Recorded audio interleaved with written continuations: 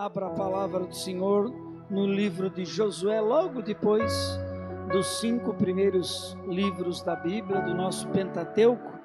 Eu hoje escolhi essa pequenininha aqui, tá? Estão vendo? Sabe por que é um lançamento da Sociedade Bíblica? E ela traz 5 traduções nela, 5 traduções. Eu posso pegar agora e escolher se eu vou ler na tradução brasileira, Almeida Revista Corrigida, Almeida Revista Atualizada, ou Nova Almeida Atualizada, ou ainda Nova Tradução da Linguagem de Hoje. E claro que tem mais na livraria para vocês, né? Por isso que eu aproveitei e sempre nós destinamos atualmente os lucros da livraria para um dos ministérios. Nós vamos ler apenas o versículo 1º, 2º e 8º, depois nós vamos meditar do 1º até o 8º, que nos diz assim a palavra do Senhor. Eu vou ler na Nova Almeida Atualizada. Depois que Moisés, servo do Senhor, morreu, o Senhor falou a Josué, filho de Num, auxiliar de Moisés, dizendo: Moisés, meu servo, está morto, prepare-se agora e passe esse Jordão, você todo esse povo, e entre na terra que eu vou dar aos filhos de Israel. 8. Não cesse de falar deste livro da lei, pelo contrário, medite nele dia e noite, para que você tenha o cuidado de fazer segundo tudo que nele está escrito, então você prosperará e será bem sucedido. Eu poderia muito bem colocar chaves ou princípios para uma vida vitoriosa, porque é isso que esse texto todo nos remete. Mas eu preferi colocar vivendo a palavra, porque quando nós vivemos a palavra, nós vamos conquistar tudo que Deus sonha e tem para nós. E eu acho que foi domingo passado que eu falei sobre viver a palavra, e cobrei o Gabriel, né? Vamos, a Bíblia fala para multiplicar, e você nada. Então dá os parabéns para o novo papai e a nova mamãe aqui, uma salva de palmas, amém? Só que tem mais. Na fé para as nações, nós temos uma regra de multiplicação, porque somos 2, se nós temos um, parece que eu diminuí, 2 estamos igual, então a gente sempre diz que é no mínimo 3 para ver a multiplicação. Cadê Eduardo e a Fran aí? Cadê ela? A Fran está lá embaixo na salinha, mas coloca esse pé, Eduardo, vai nele. Está ali o papai do terceiro chegando, tá? Amém? Tá vendo? Isso é viver a palavra, né? É obediência e viver a palavra. E filhos são a herança do Senhor, algo tão lindo, tão maravilhoso. E vamos meditar nesses 8 versículos do livro de Josué, um livro escrito aí na faixa de 1400 a 1200 anos antes de Cristo. E nós já vamos ver no início, e quando a gente vê Deus separando Josué para seguir, né, o trabalho, o encargo de Moisés, eu sempre digo, o Senhor não separa ninguém por acaso, é porque Ele olha e enxerga algo maravilhoso. Eu quero dizer que você, cada um que está aqui, vocês estão aqui, por mais que a gente tenha o controle da nossa vida para decidirmos se viríamos ou não, Ele deu para nós, mas você está aqui porque você é um escolhido dEle, porque Ele tem prazer na sua vida, e Ele quer ter uma intimidade muito profunda contigo, e que você viva a sua palavra, e receba tudo aquilo que Ele tem para a tua vida. O versículo 1 que nós lemos diz: depois que Moisés, servo do Senhor, morreu, o Senhor falou a Josué, filho de Num, auxiliar de Moisés, dizendo... O que nós encontramos aqui? A morte de Moisés. Claro que foi algo que para todo aquele povo, vocês imaginam, o líder deles acaba morrendo, e talvez para muitos, e o que será agora? Não é isso que muitas vezes acontece nas nossas vidas, quando vem algo inesperado, ou quando acontece algo que nós não esperamos? Mas nós temos que entender que o Senhor tem sempre uma saída para nós em todas as circunstâncias, em todos os momentos. O nosso Deus é especialista em transformar mal em bênção nas nossas vidas. Nós que ainda não entendemos os princípios do Senhor, os propósitos dele na nossa vida, e nós olhamos muito as circunstâncias e esquecemos de olhar para o alto, para aquele que é poderoso, para aquele que nos ama, para aquele que pode fazer muito mais além daquilo que pedimos e pensamos. E Deus escolhe Josué para dar sequência. Ele tem esse chamado, e ele de repente ele é chamado para enfrentar uma nova responsabilidade. Que eu e você nunca fujamos das responsabilidades que Deus traz para as nossas vidas em todas as áreas. Eu posso falar ministerialmente, Deus nos chama para algumas funções. Eu posso falar nas nossas casas, Deus chama a responsabilidade de ser pai, de ser mãe.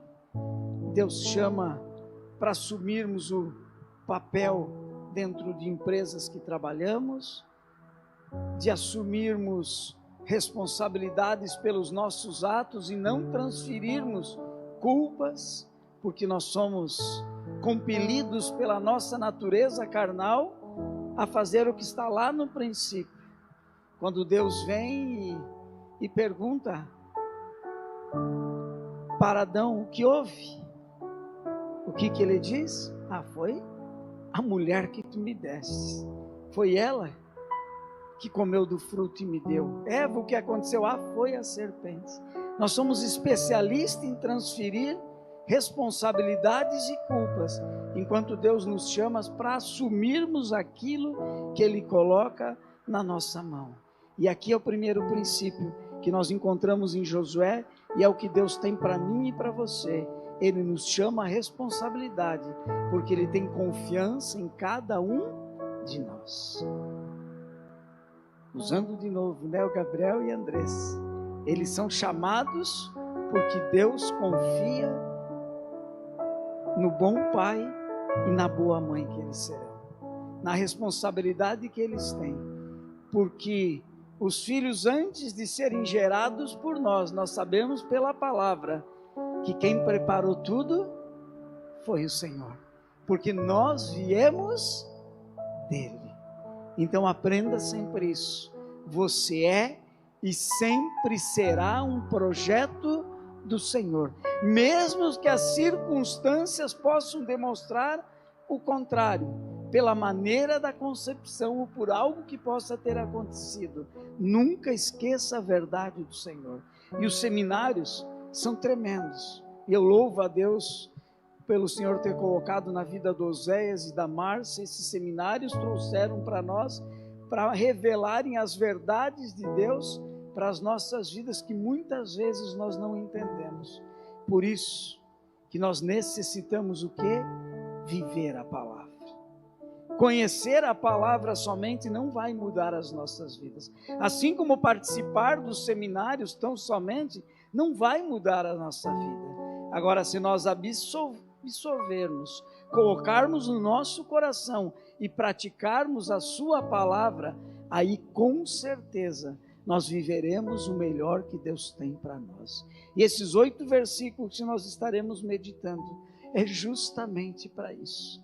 O Senhor nos deixou essa palavra como um memorial, como aprendizado, para nós entendermos que assim como Ele tinha propósito com todo esse povo, com Josué, Ele tem na minha vida e tem na sua vida. O versículo 2 diz: Moisés, meu servo, está morto. Prepare-se agora e passe esse Jordão, você e todo este povo, e entre na terra que eu vou dar aos filhos de Israel. Josué é chamado a se levantar e cumprir a sua missão. E o Senhor te chama para você não ficar inerte no comodismo e cumprir a tua missão em todas as áreas. Falamos ministerialmente, sim, porque nós fizemos parte de um reino, o reino dos céus. Somos chamados a abrir os olhos. Quando a gente usa essa expressão, é o chamado de nós levarmos a palavra, porque quem vai convencer é o Espírito Santo. Mas somos chamados a levar esse reino adiante, para que o Espírito Santo trabalhe em mais vidas e eles possam entender a grandeza do amor de Deus. E é um chamado, e muitas vezes nos acomodamos. É um chamado para sermos homens e mulheres responsáveis dentro dos nossos lares, assumirmos os papéis que Deus nos deu dentro das nossas famílias, assumirmos os papéis na escola que estamos, na empresa que estamos, aonde estivermos, e assumir a responsabilidade, é fazer o melhor que nós podemos, não é ser melhor que o outro, mas é ser a nossa melhor versão em tudo que nós fazemos. E quantas pessoas fazem tudo reclamando? Você acha que alguém que faz algo reclamando vai estar fazendo o seu melhor? Eu já cheguei a uma conclusão: se é para estar do lado de alguém que reclama o tempo todo, eu prefiro estar sozinho, porque não é difícil você ficar, mas eu faço, mas reclamo o tempo todo. Então não faça, porque você não vai receber nada disso. Você está desagradando o próprio Senhor e quebrando princípios, em vez de você ter a gratidão da oportunidade do que você está fazendo, e pode ser a mais simples que for.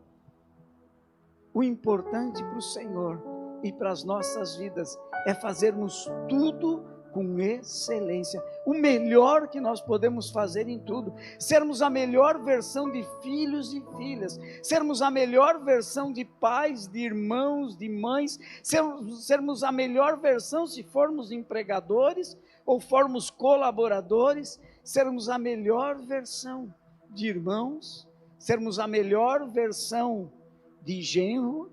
Esse é um papel, né? Mas Deus é bom e nós conseguimos ser também, né?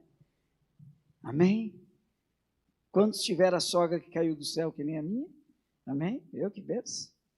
Mas caiu do céu porque é uma bênção, tá? A outra parte é só brincadeira. Amém, queridos? Vocês estão entendendo?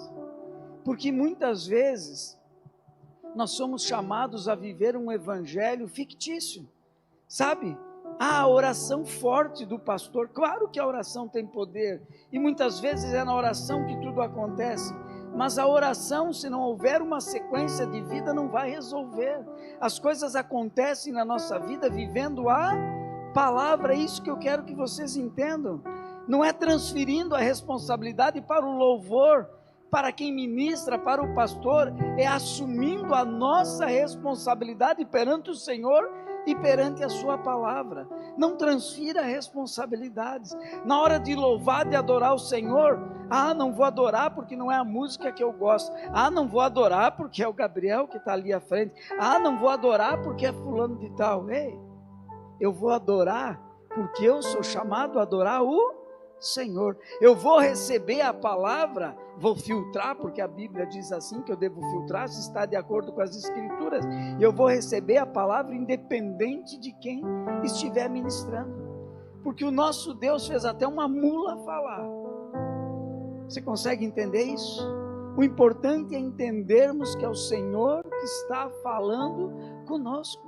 Não importa a pessoa, eu tenho que receber do alto, e o Espírito Santo que está em você, porque a palavra diz que quando aceitamos a Jesus, o Espírito Santo passa a habitar dentro de nós, e é esse mesmo Espírito que vai testificar na tua vida, se essa palavra procede do trono, porque você vai ter ela no teu coração. Versículo 3: todo lugar em que pusermos a planta do pé, eu darei a vocês, como prometi a Moisés. Nesse versículo 3, nós entendemos que o nosso Deus é um Deus de promessas, é um Deus que cumpre a sua promessa, e Ele estava novamente lembrando o seu povo e dizendo: confie, porque eu prometi, e eu sou fiel para cumprir na tua vida. Você tem promessa do Senhor. A promessa do Senhor é que você viva o seu reino, e o seu reino é de alegria. Você está vivendo essa alegria? O Senhor diz que a promessa dele, do reino dele, é uma vida de paz. Você está vivendo essa paz? A promessa do Senhor é que você viva o melhor dele. O nosso Deus não mudou, Ele não invalidou as suas promessas, Ele deseja isso para a nossa vida. Olha o que diz a segunda carta aos Coríntios, capítulo 1, versículo 20. Porque todas as promessas de Deus têm nele o sim. Por isso também por meio dele se diz o amém para a glória de Deus por meio de nós. Entenda que Deus concedeu dons e talentos a cada um de nós. E nós temos que entender que em tudo há uma parte que compete a mim e compete a você. Porque muitas vezes nós queremos herdar e achar que não precisamos fazer nada, que tudo vai acontecer. Não, eu preciso fazer. Eu preciso viver essa palavra. Eu preciso que essa palavra esteja guardada no meu coração, para que ela produza aquilo que o Senhor deseja. Eu preciso desejar intimidade com o meu Deus, que o Espírito Santo que está em mim, possa trabalhar no meu coração e na minha vida, que eu tenha tempo para ouvir a sua voz. E falando de tempo, nós temos tantas coisas, corremos atrás de tantas coisas, tem tantas coisas fáceis para nós, que se nós não entendermos esse princípio, nós passaremos o dia, a semana, o mês, e não teremos tempo para o Senhor, porque cada vez mais nós temos mais coisas e mais facilidades à nossa volta, para termos acesso àquilo, sim, que nos satisfaz. Mas eu tenho que ter uma vida equilibrada, e nessa vida equilibrada, eu tenho que ter um tempo para o Senhor, para ouvir a sua voz, para permitir que Ele me revele aquilo que Ele deseja que seja mudado na minha vida. Versículo 4. O território de vocês irá desde o deserto e o Líbano até o grande rio, o rio Eufrates, estendendo-se através de toda a terra dos heteus e até o mar grande, na direção do poente do sol. Deus detalha aqui a extensão da terra que daria Israel. E nesse versículo 4, nós podemos colocar uma chave nele que se chama alargando as fronteiras. Deus deu as fronteiras para eles, e era coisa grande, e Deus quer que você entenda que Ele tem coisas grandes para a tua vida, que o desejo dEle é que você viva intensamente o melhor que Ele tem, que a paz que está na tua casa, ela se estenda para tantos em volta, que a alegria que Ele quer que esteja em você contagie a tantos, que os termos que Ele tem para ti de conquista vão cada vez mais sendo alargados. Você tem uma empresa, não tenho dúvidas que Deus deseja que ela aumente.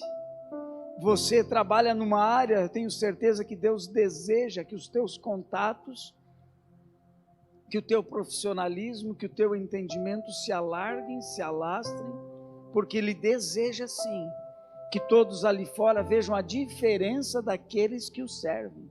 É Ele que diz na sua palavra. Para alguns Jabes, para os outros Jabes, está lá no primeiro livro de Crônicas, capítulo 4, versículo 10, há uma oração linda que dá mais do que uma ministração maravilhosa, mas ele diz assim: Jabes invocou o Deus de Israel, dizendo: quem dera me abençoasses e expandisses o meu território, que a tua mão esteja comigo, preserve-me do mal para que não me sobrevenha aflição.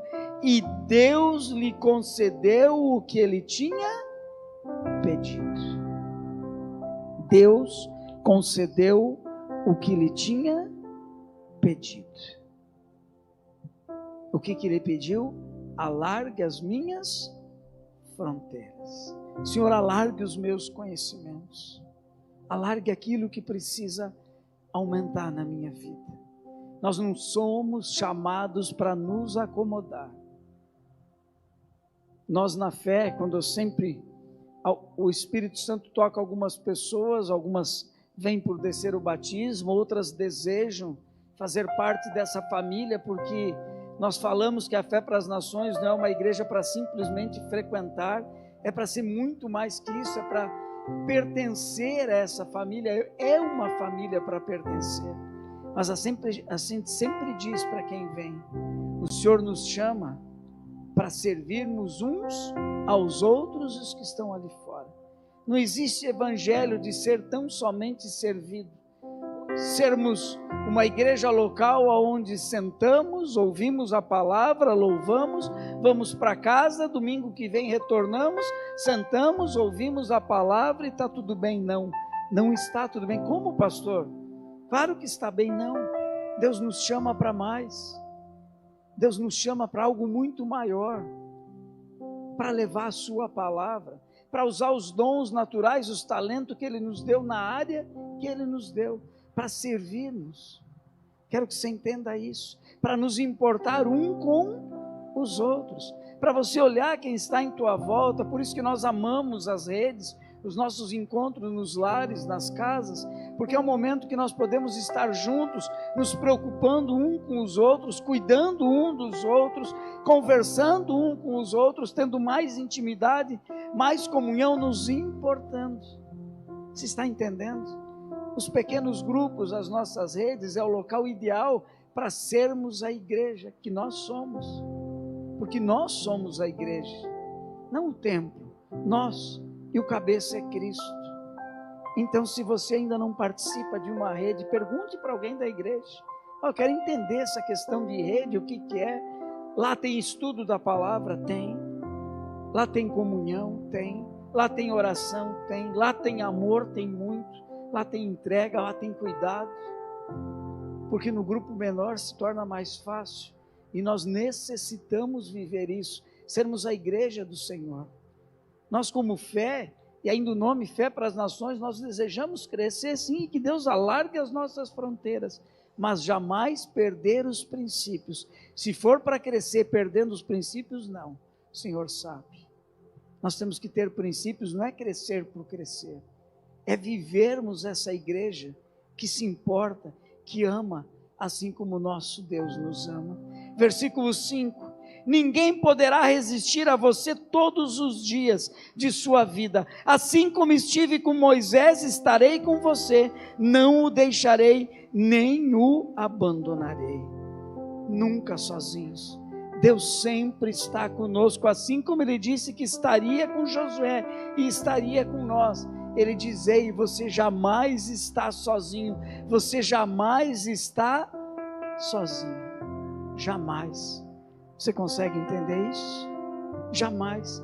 Ah, pastor, eu me sinto sozinho. Abre o teu coração para o Senhor. Sinta a sua presença. Porque a presença dEle é algo tão glorioso, tão maravilhoso, que não tem algo melhor. Ele nos preenche por completo. E aí nós vamos entender o salmista no Salmo 23. O Senhor é o meu pastor e nada me faltará, nada me faz falta, porque Ele é suficiente para me completar. E olhando esse versículo, no versículo 4 do Salmo 23, o salmista diz o quê? Ainda que eu andasse pelo vale da sombra e da morte, não temerei mal algum, porque tu estás comigo, a tua vara e o teu cajado me consolam.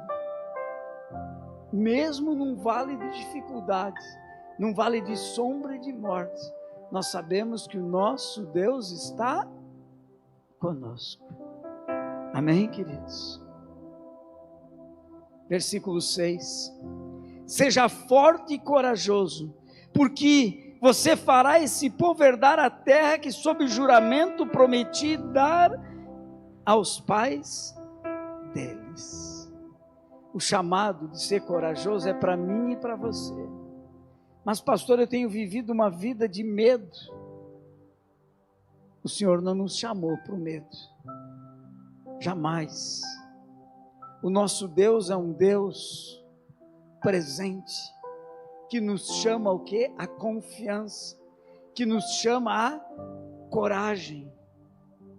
Sabe, tem pessoas que recebem uma notícia e já ficam totalmente apavorados, amedrontados com tudo. Tem pessoas que são amedrontadas antecipadamente, as preocupações, antes me ocupo com o que nem aconteceu, e aí eu vivo as ansiedades da vida, porque me preocupo sem acontecer nada. Porque pode acontecer algo. Sabe por quê? Eu estou ouvindo a voz do inimigo. O nosso Deus não lança medo.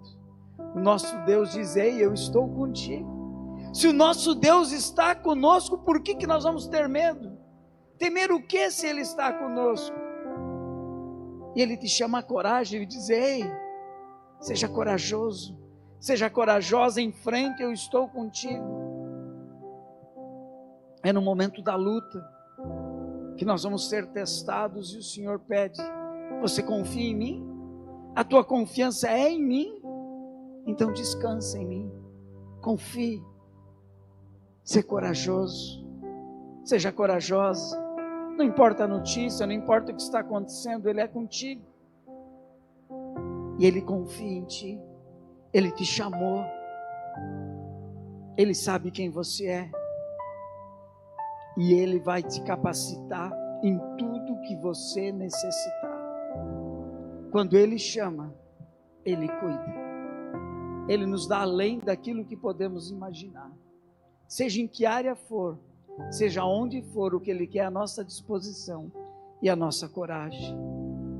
Por isso que o apóstolo Paulo, na carta aos Filipenses 4,13, ele diz: o que? Posso todas as coisas naquele que me fortalece. Posso passar dificuldade, posso ter abundância, mas nele eu posso tudo. Versículo 7. Tão somente seja forte e muito corajoso, para que você tenha o cuidado de fazer segundo toda a lei que o meu servo Moisés lhe ordenou. Não se desvie dela nem para a direita nem para a esquerda, para que seja bem sucedido por onde quer que você andar. O que o Senhor está dizendo? Cuidado para fazer segundo toda a lei, toda a palavra. A obediência à palavra é o caminho do nosso sucesso, é o caminho da nossa conquista. E o quanto nós somos rebeldes a obedecer à palavra. Nos sentimos muitas vezes confrontados, ou muitas vezes nós achamos que sabemos mais do que o Senhor. Por isso que ter um coração aprendiz é o início de tudo, para haver a mudança nas nossas vidas e nós vivermos intensamente o que Ele tem e deseja para as nossas vidas. Pastor, eu não preciso de veredas, eu não preciso de seminário, eu não preciso de curso Homem ao Máximo, eu não preciso de curso Mulher Única. Não preciso ir para o retiro de casais, porque lá, retiro, que diferença vai fazer? Toda, porque é o Senhor que está trabalhando em tudo e nos moldando, trabalhando, dando princípios para nós, nos ensinando, para nós vivermos o melhor e a nossa melhor versão. Se já somos bons, nós vamos subir de nível. Se o teu relacionamento está ótimo, deixa ele levar para a excelência. Agora, se o teu relacionamento não está bom, permita-se ser moldado, permita-se ser trabalhado pelo Senhor, para você viver o melhor que Ele tem. Nós estamos no culto da família. Família é algo que nasceu do coração do Senhor, é instituído por Ele, é o desejo dEle. E você acha que Ele desejou algo para nós vivermos algo ruim? Para nós vivermos uma guerra dentro das nossas casas, dos nossos lares? Não. Deus projetou um ambiente de amor, de paz, de entrega, de comprometimento. Não é de unidade, é de unicidade. Vai muito mais além que a unidade. Estarmos juntos, que ninguém mais nos separa. Ninguém mais separa. É isso que Deus deseja. Que você torça pelo teu esposo, que a esposa torça pelo seu esposo. Que bom, você conseguiu, eu estou junto. Vamos juntos. Hoje a gente vê casais que um parece que torce para dar errado. Eu falei que ia dar errado, eu fico torcendo para que dá errado. E o inimigo batendo palma e fazendo festa. E nós não entendemos.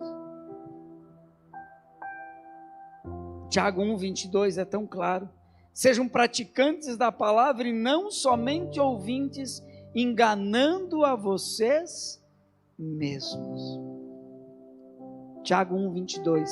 Sejam praticantes da palavra e não somente ouvintes, enganando a vocês mesmos. Eu passei no doczinho lá para vocês, todos os versículos. A quem nós estamos enganando? A nós mesmos, quando nós não colocamos em prática. E às vezes nós não vivemos o melhor e nós não entendemos o que está acontecendo. Ou alguém aqui tem alguma dúvida que o nosso Deus é fiel, que a sua palavra é verdadeira e que ela se cumpre nas nossas vidas? Se nós vivermos ela, não tenha dúvida que nós viveremos o melhor. 8º e último versículo. Aqui está o grande segredo. Aqui resume tudo que nós vimos até agora. O Senhor volta a enfatizar. E o Senhor gosta muito de repetir. E a gente sabe por quê? Porque nós necessitamos de repetição, né? Eu tenho certeza que não estamos ouvindo nada novo aqui. Mas nós necessitamos ouvir. Afinal, a palavra diz o quê? Que sejamos o quê? Tardio para falar e prontos para ouvir. E normalmente, nós somos ótimos para falar e péssimos para ouvir. Versículo 8. Não cesse de falar deste livro da lei. Pelo contrário, medite nele dia e noite, para que você tenha o cuidado de fazer segundo tudo que nele está escrito. Então você prosperará e será bem sucedido. Como que ele começa aqui? Não cesse de falar do livro da lei. O que era o livro da lei? É a palavra. A palavra para nós é o livro da lei. O apóstolo Paulo em Timóteo, capítulo 3, versículo 16 e 17, ele diz: toda a escritura, toda, não uma parte dela, toda a escritura é inspirada por Deus e útil para o ensino, repreensão, correção, para a educação na justiça, a fim de que o servo de Deus seja perfeito e perfeitamente habilitado para toda boa obra. Para isso tem a palavra, para nos direcionar. E ele diz o quê? Não cesse de falar. O que ele está dizendo? Fale da minha palavra. E de tudo que nós falamos no dia, acho que são 70 mil palavras ao dia, né? Se eu não estou enganado, foi o que eu falei numa ministração atrás. Dessas 70 mil palavras ao dia que nós falamos, quantas delas se referem à palavra do Senhor? Quantas delas falam do amor de Deus? Quantas delas falam que Jesus veio a essa terra e morreu no nosso lugar, para o Senhor nos garantir a salvação, a vida eterna na sua presença? Quantas dessas palavras são de abençoar os filhos, as filhas, os pais, as mães, os irmãos, as pessoas de nossa volta? João 17, a palavra diz: santifica-os na verdade, a tua palavra é a verdade. Nós precisamos dessa palavra no nosso coração. E ainda diz: medite nele dia e noite. O salmista sabia disso. No Salmo 119 ele diz: guarda a tua palavra no meu coração para não pecar contra ti. Medite nela. Meditação não é o que se vê por aí para esvaziar a mente, ao contrário, a meditação do Senhor é: enche a tua mente com a palavra, guarde ela no teu coração, porque a boca vai falar do que o coração está cheio. Agora pare um minuto, faça uma reflexão contigo. O que tem saído de você? O que sai da minha vida, do meu coração, da minha boca? O que eu tenho falado? São palavras de bênçãos? Tem palavra de Deus nisso? Ou a minha vida se resume às notícias do dia? Se resume aos acontecimentos das áreas que eu mais gosto? Tem espaço? Olha, o Senhor diz: medite na minha palavra dia e noite, para que ela esteja guardada. Sabe por quê? quando vier notícia inesperada, um momento difícil, porque a Bíblia diz, a palavra diz para nós estarmos preparados para o dia mau, porque ele pode chegar. A minha reação será sempre baseada na palavra. Então não vai sair uma palavra de maldição, eu não vou mirar e passar do limite, destruir às vezes com uma palavra minha esposa, meus filhos, porque eu vou estar cheio da palavra. E se eu estou cheio da palavra, eu sei que eu tenho que ouvir, ser tardio para falar, antes pedir: Espírito Santo, posso falar? É isso que eu devo falar? Eu não vou descontrolar o meu tom de voz. Nós italianos temos, essa facilidade, Nós já nem começamos a falar, se esquentou um pouquinho o sangue, nós já estamos gritando, Quem ouve do lado estão se destruindo. Mas nós temos que ser tomados por essa palavra e vivermos essa mudança. E diz ainda: para que você tenha o cuidado de fazer segundo tudo o que está escrito. Eu devo desejar fazer o que está escrito. E terminando: então você prosperará e será bem sucedido. Aqui promessa de quê? De prosperidade. Quando o Senhor fala de prosperidade, Ele fala em todas as áreas da nossa vida: espiritual, emocional, física. Esse é o desejo do Senhor para as nossas vidas. Na palavra do Senhor há muitas regras para termos saúde, cuidarmos da nossa saúde, de várias formas. Há palavras, há ensinos para aprendermos a gerir as nossas emoções. Há palavras para entendermos que se nós guardarmos uma ofensa, uma mágoa, é eu que vou adoecer, é eu que vou ficar prisioneiro dessa idolatria que eu acabo criando no meu coração com essa pessoa, com essa situação, por não liberar perdão.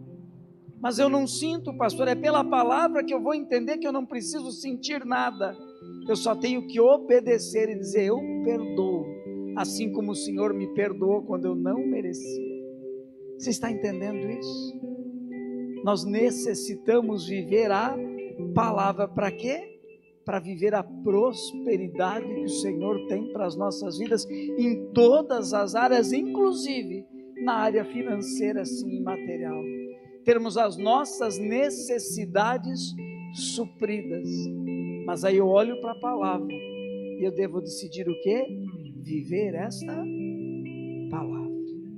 Você deseja ser bem-sucedido na sua profissão, no seu trabalho, como mãe, como pai, como filho, como esposa, nos seus relacionamentos?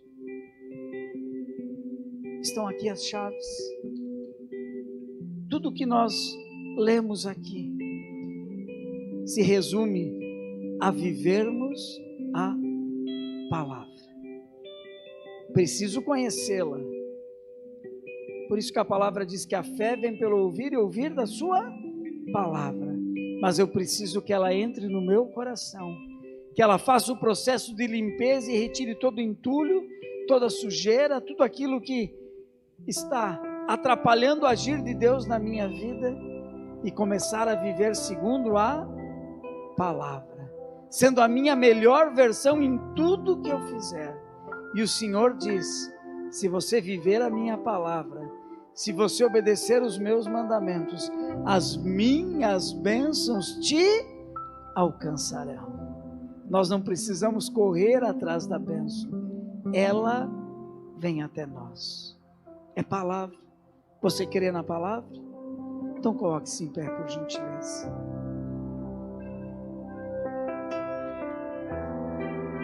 Sabe, queridos, nós necessitamos do sobrenatural de Deus em vários momentos, em vários.